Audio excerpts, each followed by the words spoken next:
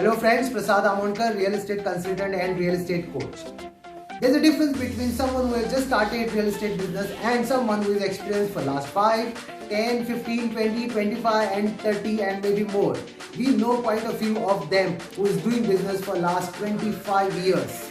Now what's the difference between these two realtors? Someone who is 5 or 10 years old in the system, he already knows the mistake. He already knows what went wrong and how he could rectify it. But someone who just started, what happens is he wants to try and maybe probably try certain things and fail and then learn and then do it up, okay, in a better way.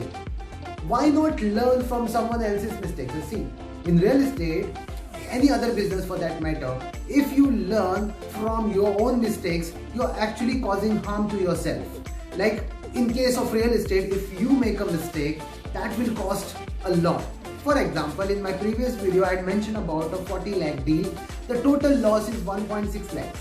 Isn't it very heavy? So if you know what has to be done upfront, now you will not make this mistake and you will not lose that kind of money. What happens in this case is, if you have a mentor around your area who is already in the business for 10 or 15 or 20, why not listen to them? Okay, let me give you an example. Harish is a freelancer in the market. I know Harish for last 3 years. He is the one who showed me one land. Okay, it was a very prime location kind of. I like the property, so immediately I asked him, do you know the owners of this property? Now I know Harish for last 3 years. I can trust him, of course. But in this case, Harish didn't have the owners directly with him. He had to approach a friend who knew the owners. In this case, typically when you are beginning with real estate, you tend to kind of entertain such freelancers who do not have the property and the owner's access.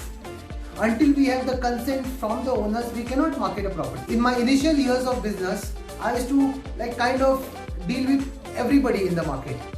And then I try analyzing over a period of time that the productivity of my business is very, very low when it comes to not dealing with authorized agents or someone who is in the market for 3 or 4 or 5 years and they are doing professional business. In this case, what happened is I would have wasted my time, which I didn't do. For me, very important thing, and for you it's supposed to be very important that you focus on the properties which are directly with you. Try and prioritize your business, because initial years you will feel that you do not have enough inventory and then you would try and access every possible way of getting inventory.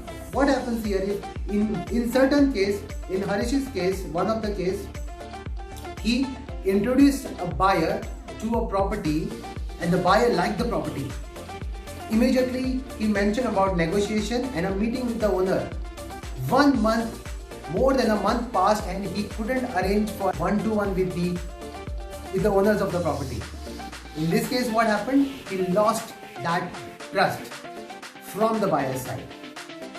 It is as good as zero business. So if at all you are doing zero business with not a professional approach, then why do you do it? Because you will be only wasting your time. What Harish did, and in fact you will be also losing a client, a good client who is with you for a long time maybe.